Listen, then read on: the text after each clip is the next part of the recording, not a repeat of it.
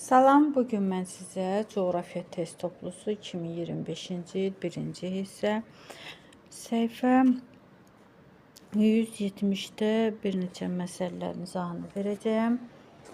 Digər məsələlərin izahını YouTube-a yükləmişəm. Kanala abunə olub həmən video məsələlərin izahına baxa bilərsiniz. Məsələ 266-ya baxaq.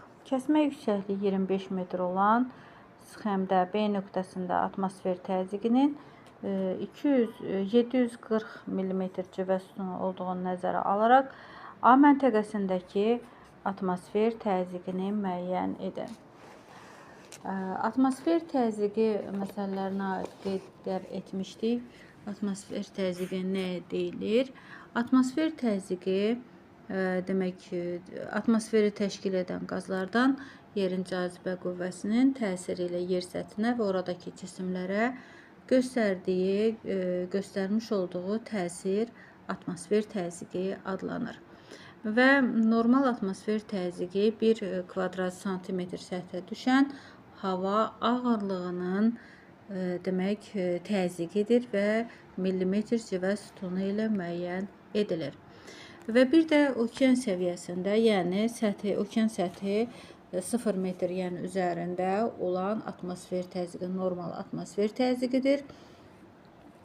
Və demək 760 mm 1 kvadrat santimetr səthə göstərdiyi təzyiq 760 mm civə sütunu olaraq qəbul olunmuşdur.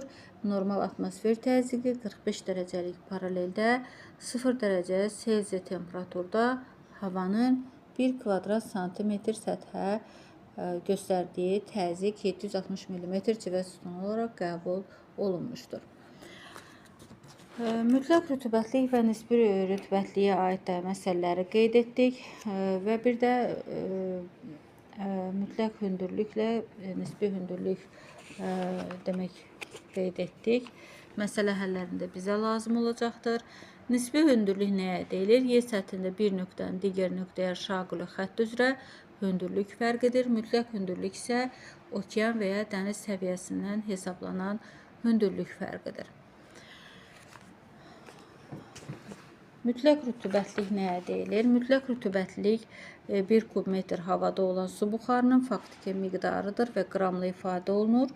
Nisbi rütubətlik isə müəyyən temperaturda faktiki su buxarının həmən temperaturda havanın doyması üçün tələb olunan miqdarına nisbətinin faizlə ifadəsidir.